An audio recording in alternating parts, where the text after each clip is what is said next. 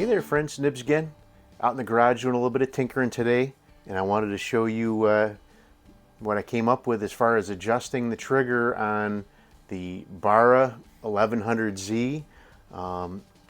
Actually, I was just taking the, and this is a really nice feeling stock. This is rifle quality. I mean, this is powder burner quality synthetic stock. This is not cheap.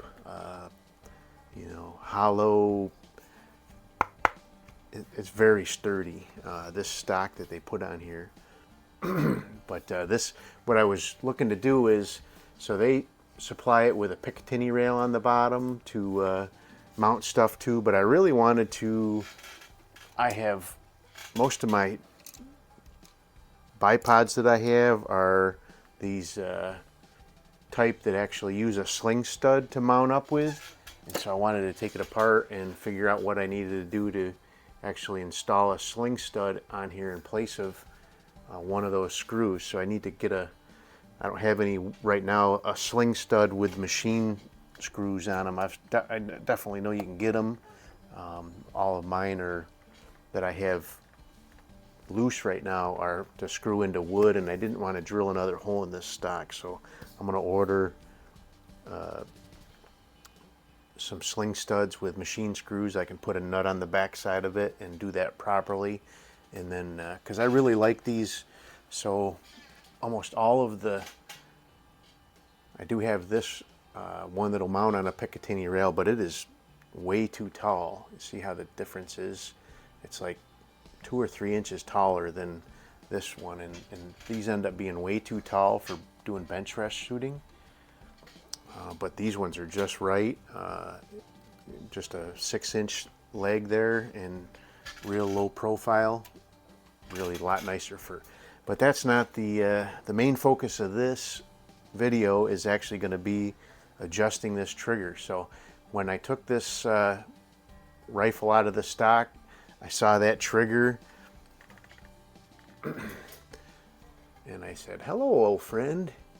And I recognized that trigger right off the bat. I've worked on numerous old Crosman guns, the model 180, 187, the model 400 or 1400 up here, exactly the same trigger. Let's see what else. Model 400, which is the CO2 with a repeater mechanism on it. And then in newer version guns, quite a few. So we got the Beeman QB Chief PCP gun. That one has the exact same trigger mechanism. And then the Beeman AR 2078. Again, exactly the same trigger mechanism. And most of these adjustments will apply directly over to the older Crosmans and to these newer guns as well. But these are very easy to adjust. So the first thing you got to do to get the gun out of the stock is you have to remove the safety lever. And to do that, you want to turn the safety lever to like halfway down, and then you got to kind of just wiggle it back and forth, and you may need to get on the back of it with something blunt that won't scratch it and give it a little push from the back side, but that will pop out. And then you'll never get the you'll never get the rifle out of the stock without getting that safety out of there first. And to get it back in, you just got to get in there with something small like a tiny screwdriver to push that plunger up, and then just drop that safety mechanism back down in the hole. But what I wanted to show you guys today was how to adjust this trigger. So we have a couple of adjustments in the back here. There is a slotted screw here, and then there are 2 little Allen head screws right here. And these are all adjustments you can make to this trigger. So now when I first unboxed this and did the review on it, not really a review, the first testing of it. The trigger was right around 3 pounds, 10 ounces, which is not terrible. It really actually, it really fooled me. I thought it was, I guessed it was more like a 2.5 pound, which is not terrible. But it was just so smooth and crisp that it really fooled me, but it was right around 3 pounds, 10 ounces. But what you need to do in order to adjust this, and YouTube, I'm not telling anybody how to modify anything. These are all adjustments that are provided by the manufacturer, and they're just simple adjustments, not modifications. So this slotted screw right here, if you turn that out, it will lessen the spring tension on the trigger, and that will go a long way to lighten the trigger, overall trigger pull. And then this upper Allen head, and you'll need a, what is this? This is a 1.5 millimeter Allen key, and you just turn that one. And you gotta be really careful with this one, because that actually is going to adjust your sear engagement, and you don't want to overdo that, or else this gun could become too much of a hair trigger. But you just want to. So when you let me just verify here. So when you turn it clockwise, it's going to lessen the sear engagement. So you just want to turn it like a couple of degrees at a time, and just try this the trigger again. And I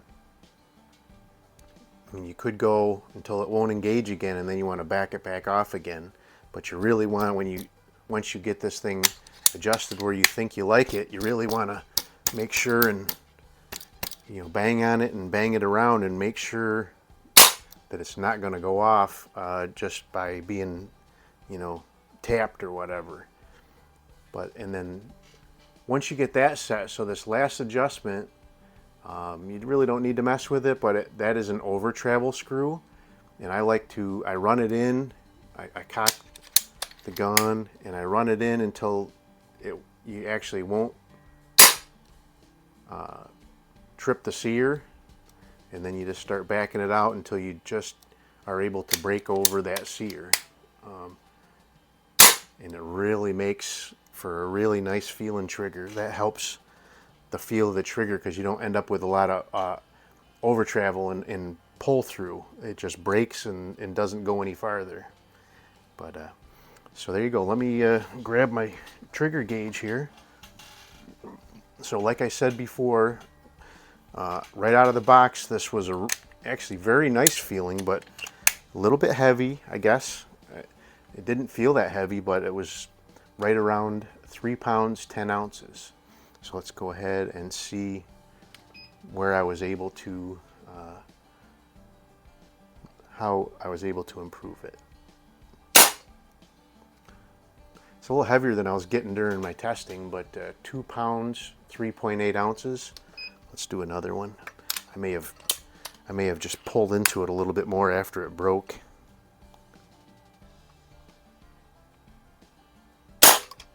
Hmm. 2 pounds, 6.9 ounces. During my testing, I was getting it just under 2 pounds. So, but let's go ahead and redo it again. One more time. 2 pounds. Well, I did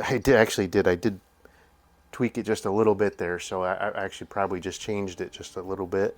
So the more sear engagement you get, the more you're going to have as far as a felt trigger pull. But 2 pounds is a really nice trigger, and like I said, this thing felt really nice before, even before I did any adjustments on it, and now it's really, really nice. And for a sporter gun like this is a phenomenal trigger.